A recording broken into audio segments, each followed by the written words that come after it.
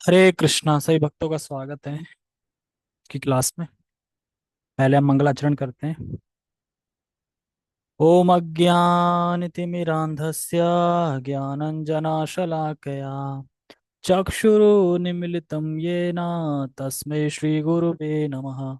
श्रीचैतन्यमनोभीष्टं स्थापितं येन भूतले स्वयं रूपः कदा मह्यं ददाति स्वपदान्तिकं। वन्देऽहं श्रीगुरो श्रीयुतापदकमलं श्रीगुरून् वैष्णवंश श्रीरूपं साग्रजातं सहगणरघुनाथान्वितं तं सजीवं साद्वैतं सावधूतं परिजनसहितं कृष्णचैतन्यदेवं श्री राधा कृष्ण पादान सहगण ललिता श्री विशाखां द्विषांच गणपते गोपेश गोपिका कांत राधा कांता नमस्तते। तप्त कांचन गौरांगी राधे वृंदावनेश्वरी प्रिय प्रिय वांछा कल्पतरुभश्च कृपा सिंधुभ्य एव च पतितानां पावनेभ्यो वैष्णवेभ्यो नमो नमः। जय श्री कृष्णा चैतन्य प्रभु नित्यानंद श्री अद्वैत गदाधर शिवासादि गौर भक्तवृंद। हरे कृष्णा कृष्णा कृष्णा हरे हरे हरे राम राम राम हरे हरे। रामाय रामभद्राय रामचंद्राय वेदसे रघुनाथाय नाथाय सीताय पते नमः।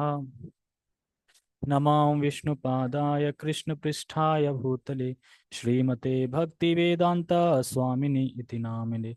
नमस्ते सारस्वते देवे गौरवाणी प्रचारिणे निर्विशेष शून्यवादी पश्चात देशतारिणे। हरे कृष्णा।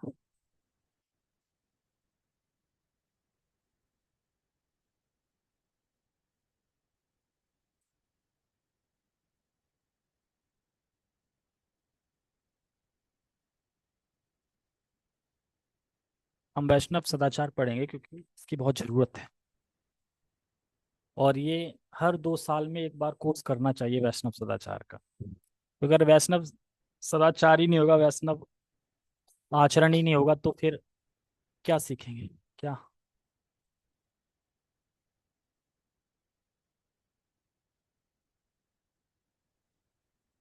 आईडीसी कोर्स ऐसे नहीं होता।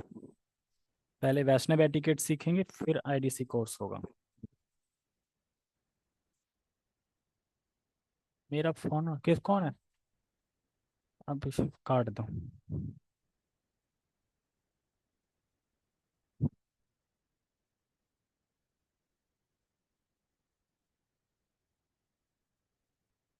फिर आ रहा है। उठा के बोल दो क्लास चल रही।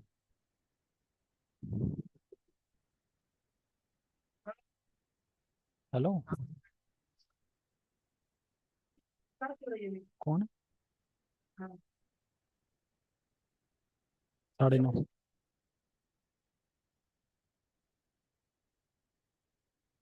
है कौन? आप बोल आदित्य प्रभु। आदित्य। आदित्य चावला। कौन है? पता, मैं भी नहीं जानता। अरे यार, तो उससे आ रहा होगा टेली। हाँ, ठीक है। हरे कृष्णा। तो वैष्णव सदाचार, वैष्णव सदाचार क्या मतलब होता है? वैष्णव सदाचार का महत्व क्या है? क्या हुआ? किसने? कौन मार रहा है?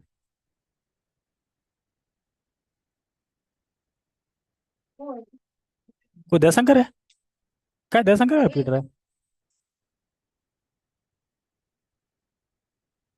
हैं? अभी तो जूम पे दिख रहे थे मुझे।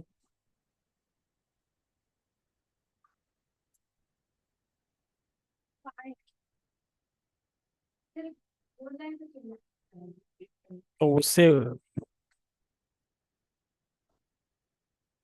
वो कमरे में बंद करके कुंडी लगा दो। सो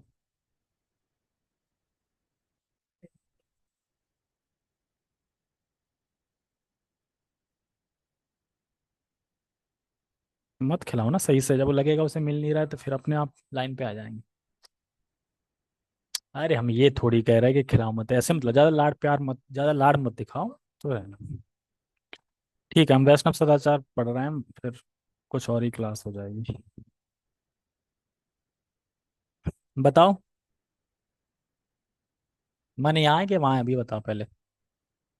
अरे तो वहां से यहाँ ले लो तो। मेरा कहना मतलब वैष्णव सदाचार का क्या मतलब है? क्या समझते हैं आप वैष्णव सदाचार से, क्या समझते हैं? वैष्णव सदाचार मतलब क्या? कैसे व्यवहार करना चाहिए, कैसा आचरण करना चाहिए? ये पूजा नहीं है, अभी तो फोन करके पूछ रही थी कब होगी क्लास, मैंने कहा 8:45 बजे। कह रही ठीक है। छोड़ो। तो वैष्णव। डिस्ट्रैक्शन। डिस्ट्रैक्शन। तो वैष्णव सदाचार प्रभु जी बता रहे थे कि हर 2 साल में हर एक को, हर बार ये कोर्स करना चाहिए वैष्णव सदाचार का। क्योंकि हम भक्त बनते हैं तो अपने आचरण से बनते हैं, अपने आचरण से दिखाते हैं कि हम भक्त हैं कि नहीं, और कोई तरीका नहीं है। जैसे श्रीमद् भगवद गीता में भगवान से अर्जुन पूछते हैं की भाषा स्थित प्रज्ञों, कैसे करके श्लोक आता है कि जो स्थित प्रज्ञ व्यक्ति है वो क्या भाषा बोलता है, कैसे चलता है, कैसे उठता है, कैसे बोलता है, कैसे हम पता लगा सकते हैं कि ये स्थित प्रज्ञ व्यक्ति है? तो स्थित प्रज्ञ व्यक्ति हम देख के ही पता चला सकते हैं, कि देख के उसके एटिकेट क्या है, क्या कर रहा है क्या नहीं कर रहा है एटिकेट। इसलिए मैं सोच रहा था कि 15 दिन जब तक भगवत गीता नहीं करेंगे तब तक 15 दिन यही पढ़ते हैं वैष्णव एटिकेट। तो वैष्णव एटिकेट ऐसा नहीं है कि कोई छोटा मोटा कोर्स है। वैष्णव एटिकेट ही मेन है, क्योंकि आचरण से ही पता चलता है। सुनने वाला नहीं है ना कोई, किसको सुनाऊं? सुनने वाला कौन है? कहाँ है तो बताओ। पहले क्या बोला गया क्लास में कल? लेट पढ़ा लो, लेट। ज्यादा लेट हो जाता है ना फिर। लेट हो जाता है ज्यादा। नामाष्टकम की क्लास कर रहे हैं ना प्रभु जी।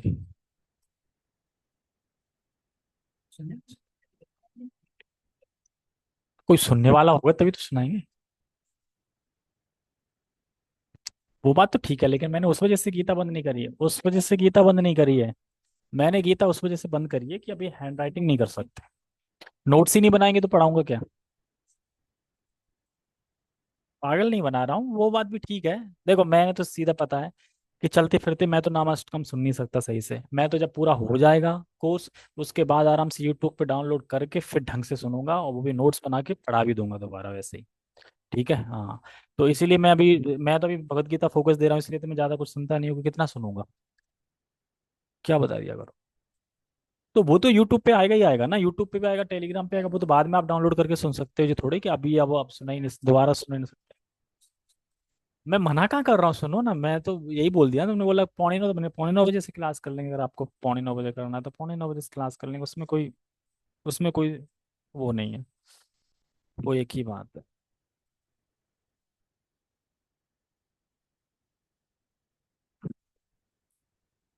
तो वैष्णव सदाचार का महत्व। तो एक वैष्णव कैसे चलता है, क्या व्यवहार रहता है, उसके बारे में पूरा सब कुछ है, कि मंदिर में जाते समय हमें क्या क्या चीजों का ध्यान रखना चाहिए, एक कनिष्ठ भक्त से हमारा क्या व्यवहार होना चाहिए, एक सनिष्ठ भक्त से हमारा क्या व्यवहार होना चाहिए, एक उच्च भक्त से हमारा क्या व्यवहार होना चाहिए, भक्तों के संग में हमारा क्या व्यवहार होना चाहिए, प्रसाद बनाने में क्या व्यवहार होना चाहिए, प्रसाद पाने में क्या व्यवहार होना चाहिए, ट्रिप में जाने में क्या व्यवहार होना चाहिए, कीर्तन में क्या व्यवहार होना चाहिए।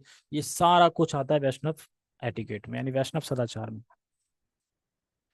हाँ तो आईडीसी कोर्स में इसी से आता है ना, वैष्णव एटिकेट तो इसी से आते हैं ना, वैष्णव एटिकेट उसमें बस गुरु का एक ऐड हो जाता है। इसमें भी गुरु के प्रति इसमें भी आएगा, लगभग सेम ही होता है, थोड़ा बहुत अंतर होता है। तो इसलिए मैंने सोचा कि इसको पढ़ाना चाहिए, प्रभु जी कह भी रहे थे, अपने 5 जन प्रभु जी बोल रहे थे कि आप वैष्णव एटिकेट पढ़ाओ। तो वैष्णव एटिकेट पढ़ेंगे तब तो आप कुछ आगे कर पाओगे ना, कि हमें कैसे प्रणाम करना चाहिए, कब प्रणाम करना चाहिए, कब प्रणाम नहीं करना चाहिए, पंचांग प्रणाम कैसे होता है, अष्टांग प्रणाम कैसे होता है, ये सारा कुछ हम इस कोर्स से पता चलेगा। और इस कोर्स में जो वैष्णव सदाचार में सबसे इम्पोर्टेंट जो व्यवहार है या वैष्णव का एक सद आचार होता है, वो है पंचुअलिटी। पंचुअलिटी मतलब टाइम। अगर क्लास 8 बजे से है तो 7:59 यहाँ होना चाहिए सुनने वाले को। वैसे तो जल्दी होना चाहिए, फिर लास्ट 7:59 होना चाहिए, यही वैष्णव एटिकेट कहता है। अगर कोई लेट आ रहा है या लेट हो रहा है तो फिर वो वैष्णव एटिकेट फॉलो नहीं कर रहा है। वैष्णव एटिकेट का मतलब यही होता है कि 8 बजे से टाइम दिया गया है तो 7:59 पे यहाँ होना चाहिए। अगर मान लो 8 बजे से क्लास है और आप पहुंच 8:30 बजे रहे हो, क्या वो आधे घंटे का लॉस नहीं हुआ? क्लास भी डिले हुई, लॉस भी हुआ, सब चीज हुआ। तो सबसे पहले पंचुअलिटी होनी चाहिए कि जिस टाइम पे जो क्लास है उस टाइम पे उपस्थित होना चाहिए। हाँ, तो अब यही मान लो कि अब कहीं पे कोई चीज बट रही हो, फ्री में हो, और टाइमिंग मिल जाए आपको, इतना टाइम बढ़ेगा, आप कब पहुंचेंगे वहां पे लेने के लिए? आप 2 घंटे पहले पहुंच जाएंगे ना। अब क्लास में फिर क्यों नहीं पहुंच पाते? क्योंकि वो प्रायोरिटी नहीं है। प्रायोरिटी नहीं है मतलब कि ये मेन नहीं है। मेन हमारा कुछ और गोल है। ये क्लास सुनना गोल नहीं है। क्लास सुनना तो सिर्फ एक वो है, मतलब कि हो रही है, चलो ठीक है सुन लेते हैं। जब मन करे तब चले जाओ, जब मन करे तब मत जाओ, जब मन करे तब उठ के चले जाओ बीच में से, जब मन करे कुछ भी कर लो, जब मन, क्लास थोड़ी है वो, तो अपनी मर्जी है। और जैसे कि हम जब हॉस्पिटल जाते हैं, कोई भर्ती होता है हमारा अपना कोई, और जब वो आईसीयू में होता है, हम बाहर बैठे वेट देख रहे होते हैं डॉक्टर कब आएगा, तो हम हिलेंगे वहां से? हिलेंगे नहीं वहां से। क्या पता कब डॉक्टर आ जाए। क्यों? क्योंकि प्रायोरिटी है वहां पे। तो इसी तरीके से वैष्णव सदाचार का पहला अंग यही है, पंचुअलिटी, मतलब कि जो टाइमिंग है क्लास की उस टाइम पे पहुंचे, यानी वक्ता से पहले पहुंचना चाहिए, चाहे कोई भी क्लास हो। कोई भी क्लास हो, मंदिर की क्लास हो, बाहर की क्लास हो, कोई भी क्लास हो, हमें टीचर से पहले पहुंचना चाहिए सुनने वाले को। अब टीचर आ गए, अब टीचर आए नहीं अभी सभी लोग, अच्छा भी रह गए, चल थोड़ी देर और वेट कर लेते हैं, अभी आ जाएंगे, तो फिर वो एक अलग हो जाता है। तो इसीलिए मैं सोच रहा था वैष्णव सदाचार पढ़ लेते हैं। इसमें नोट्स बनाने का इतना ज़्यादा वो है नहीं, और मैं अभी नोट्स बना भी नहीं रहा हूँ जब तक मेरा हाथ ठीक नहीं हो जाता। 14 डेज तक तो डॉक्टर ने बोला है बाइक नहीं चलाओगे, तो 14 डेज तक तो यही चलेगी। उसके बाद फिर देखते हैं क्या होता है। और आपसे क्या समझते हो वैष्णव सदाचार, मतलब सदाचार का मतलब क्या होता है? हाँ, अच्छा आचरण।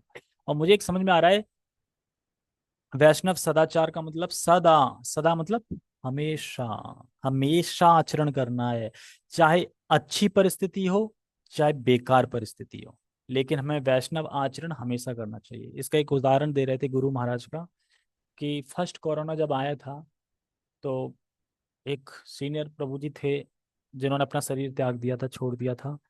तो उनका शरीर का समाधि प्रोग्राम था मायापुर में।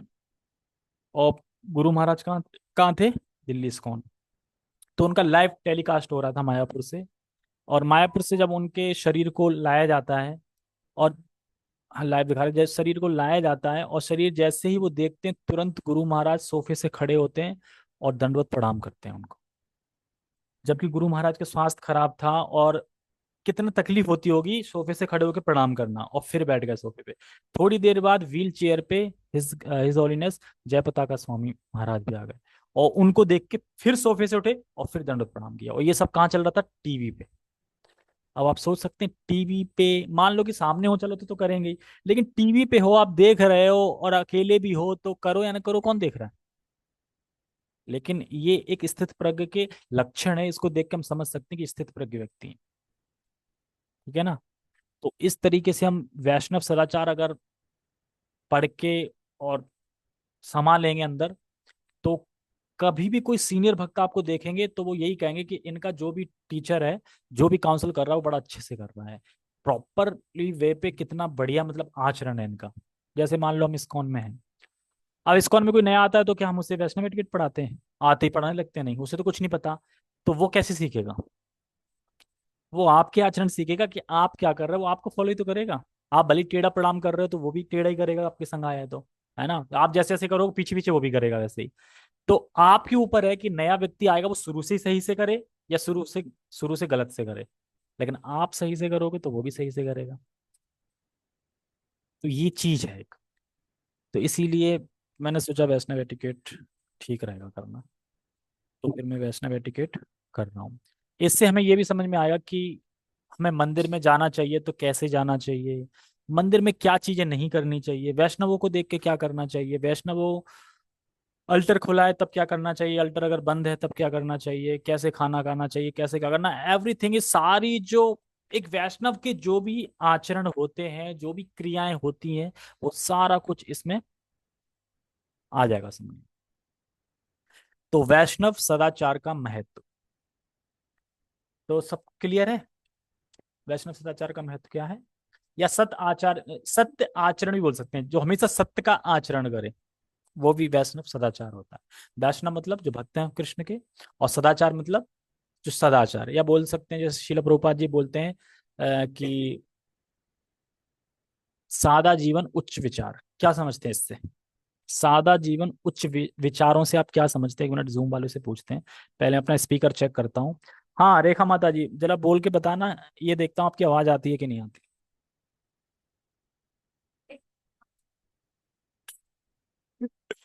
ठीक है आप बताइए, अनम्यूट करके बताइए कि क्या बोलता। हाँ सादा जीवन उच्च विचार से आप क्या समझते हैं।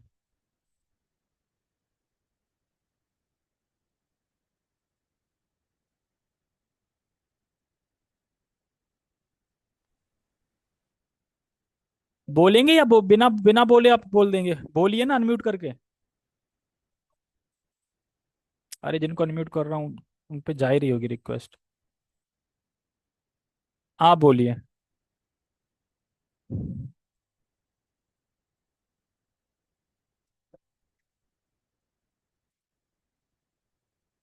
कैसे लोग हैं को बोलते ही नहीं है अनम्यूट करने का ऑप्शन, तो फिर भी बोलते नहीं, पता नहीं, मुझे लग रहा है बहरे हैं लोग, क्या है पता नहीं, छोड़ो, कुछ नहीं जानते हम।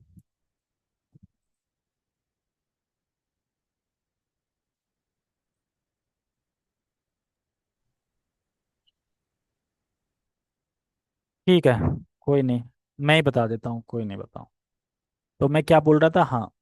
तो सादा जीवन उच्च विचार क्यों बोला शिला प्रभुपाद जी ने, ये भी तो बोल सकते थे ऊंचा विचार ऊंचा जीवन, या नीचा विचार नीचा जीवन। सादा जीवन उच्च विचार का मतलब क्या है,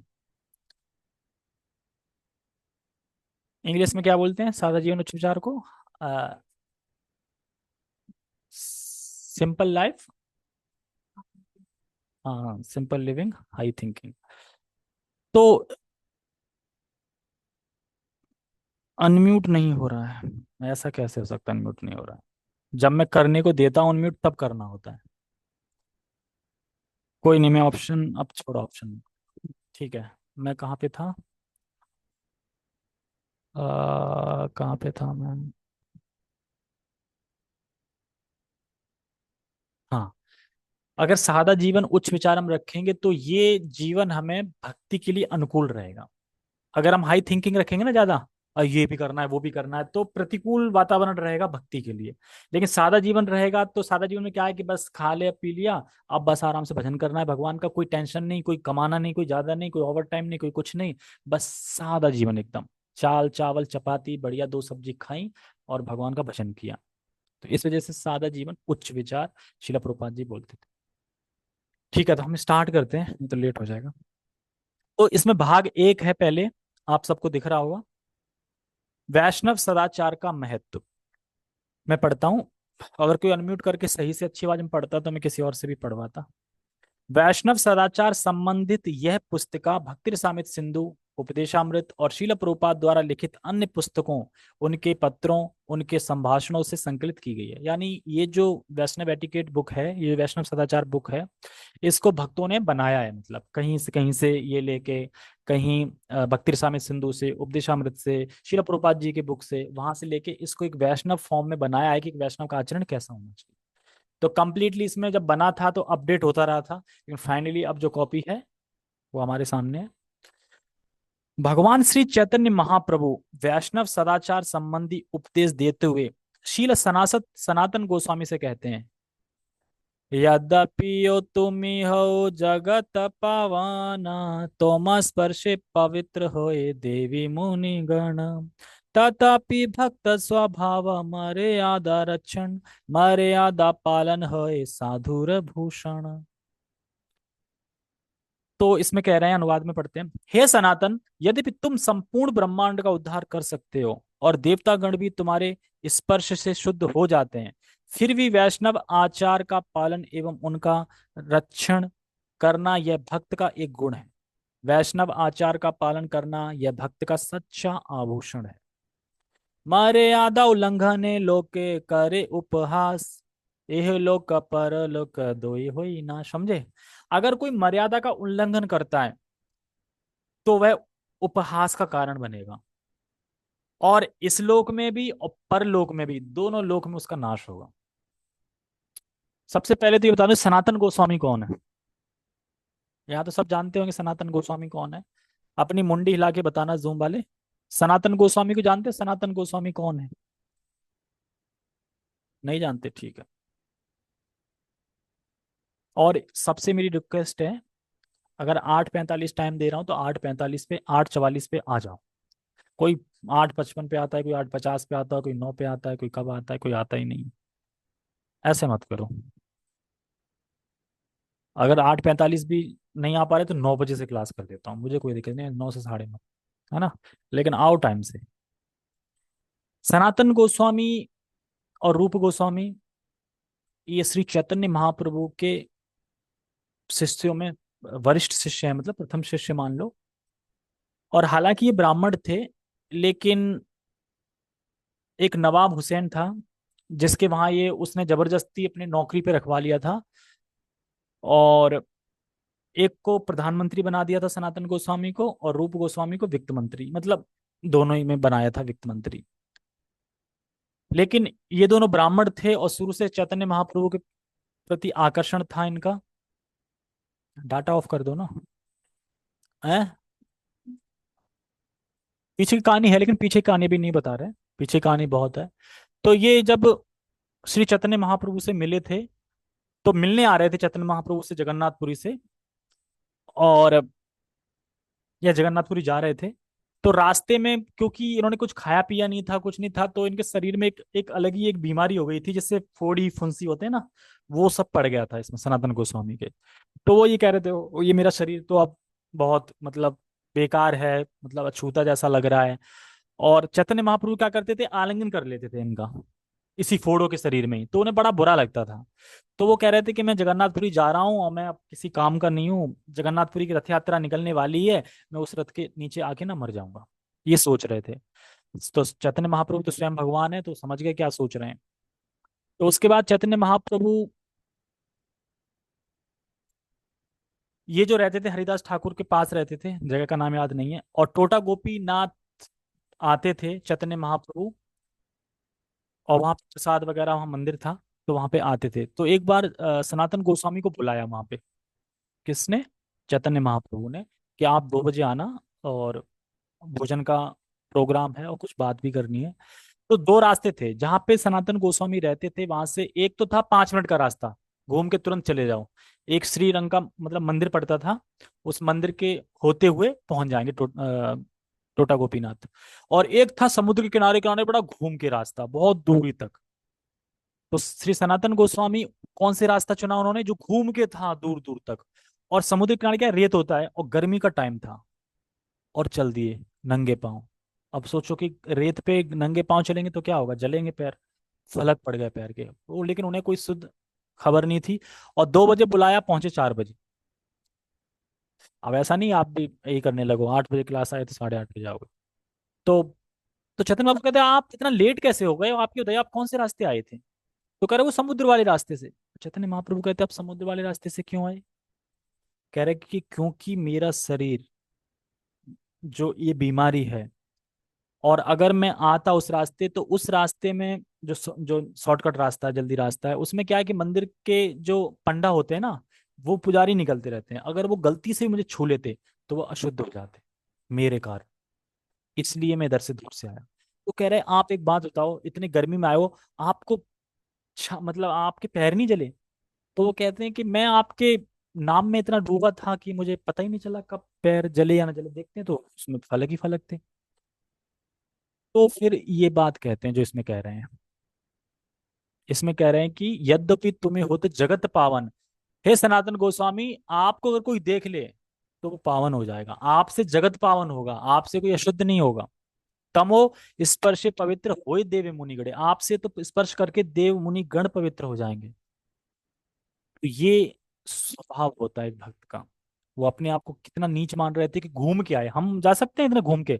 मान लो कि एक रास्ता 1 किलोमीटर, एक रास्ता 10 किलोमीटर गर्मी का, आप कौन सा पकड़ेंगे? मंदिर जाना है और स्वयं भगवान ने बुलाया हो, फिर स्वयं भगवान ने बुलाया हो तो जल्दी पड़ेगी ना भगवान से मिलने की, तो और वो घूम के जा रहे हैं। हाँ तो और यहाँ पे कह रहे हैं मर्यादा उल्लंघन लोके करे उपहास, यह लोके परलोक होए दोई नाश। तो जो भी वैष्णव सदाचार का उल्लंघन करता है, संपूर्ण जगत उसका उपहास करता है, और इस प्रकार इस लोक और परलोक दोनों में ही वह नष्ट हो जाता है। आप कोई एग्जाम्पल बताएंगे कि कोई लीला कि जहाँ पे किसी का उपहास हुआ हो, जिसने मर्यादा का उल्लंघन कर दिया हो?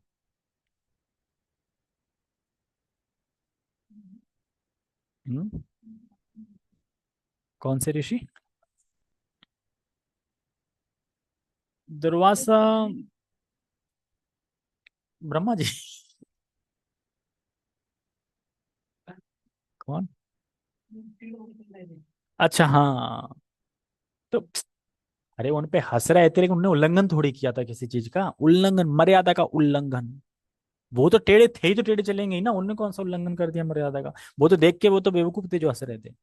जैसे मैंने एग्जाम्पल ब्रह्मा जी का ही आता है, वो एक लीला पॉइंट ऑफ व्यू है, लेकिन समझने के लिए बता रहा हूँ खाली, कि वो अपने पुत्री के पीछे कामुक हो गए थे और भाग गए, तो मर्यादा का उल्लंघन हुआ कि नहीं? और उसे देख के लोग हंस पड़े। तो यानी अगर आप मर्यादा का उल्लंघन करेंगे तो आप उपहास बनेंगे, ये बताना चाह रहे हैं। जैसे रावण, रावण ने मर्यादा का उल्लंघन किया, सीता को उठा लिया, उपहास बना कि नहीं, बाद में सब नष्ट हो गया उसका। तो मैन ब्रह्मा जी का समझ सकते हैं, लेकिन अब इसका मतलब ये नहीं कि ब्रह्मा जी कामुक हो गए, नहीं। हाँ लीला पॉइंट, लीला तो सभी है, लेकिन हमें, हमसे बहुत ऊपर है वो, तो हम आदर से लीला पॉइंट व्यू से समझेंगे उनको, ठीक है।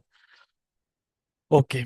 इसलिए श्री चैतन्य महाप्रभु ने वृंदावन के 6 गोस्वामी को 5 महत्वपूर्ण उपदेश प्रदान किए। उन 5 उपदेशों के आधार पर ही अंतरराष्ट्रीय कृष्ण भावनामृत संघ के बढ़ते प्रचार हेतु नियमों की रचना की गई है। ये नियम निम्नलिखित हैं।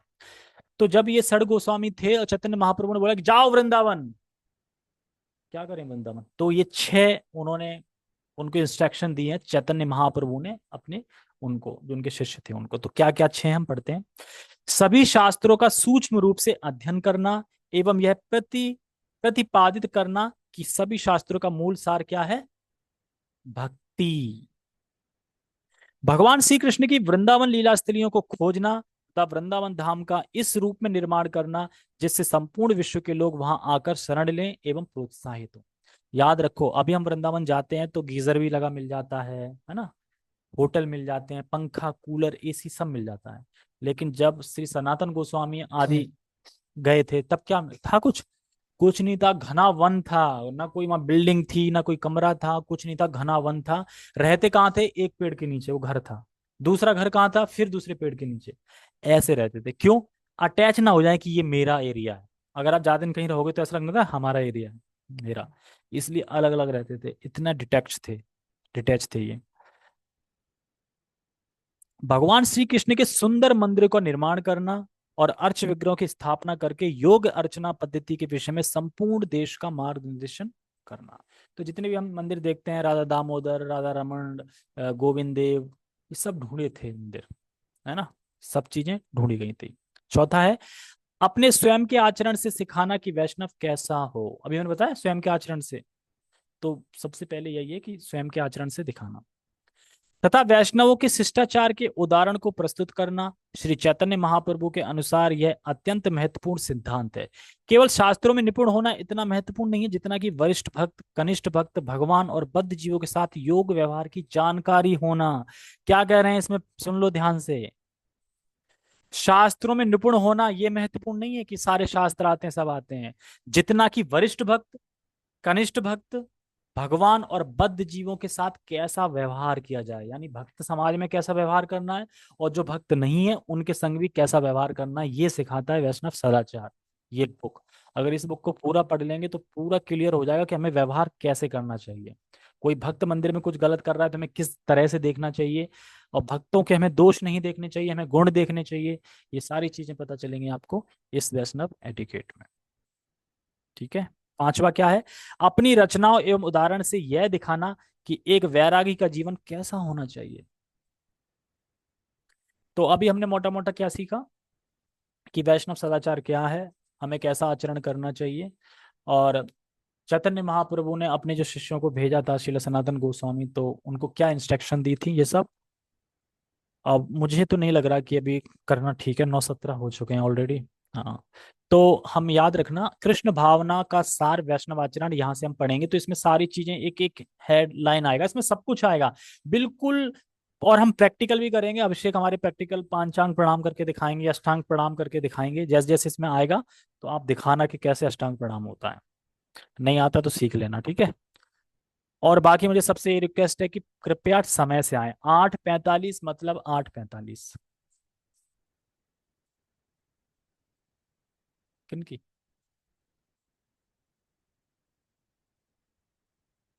किनकी जूम पे होती है ऑनलाइन? अच्छा, माता जी करती हैं, तो आपने 8:45 बोला था, मैं थोड़ी कुछ बोला। ठीक है, ठीक है, तो टाइम वही रखेंगे 8:30, ठीक है, 8:30 मतलब 8:30 एकदम करेक्ट टाइम। ओके। ठीक है। जगत गुरु शिला प्रभुपाद की जय। वैष्णव सदाचार की जय। निताय गौर प्रेमानंदे हरि हरि वो। ये लेटेस्ट है बुक। इसमें जो पीडीएफ है ना, वो ओल्ड है थोड़ी, उसमें अपडेशन नहीं, इसमें चित्र भी होंगे। इसमें चित्र नहीं आएंगे, तो जब चित्र आएंगे तो मैं इसको दिखा देना वहां पे ऐसे करके ना, चित्र, तो वो देख लेंगे कैसे अष्टांग प्रणाम होता है। क्यों, कैमरा है ना, यहाँ दिखाएंगे तो आएंगे ना। हाँ, तो कोई नहीं, फ्रंट है। अरे अब इसको पीडीएफ कौन बनाएगा इतने सारे पेजों को? तो इसमें पीडीएफ है, सिर्फ फोटो नहीं है बस, बाकी सब तो है पीडीएफ। ठीक है, लोग तो पहले ही खिसक गए मेरे बोलने से पहले। ठीक है। हरे कृष्णा, सभी का बहुत बहुत धन्यवाद।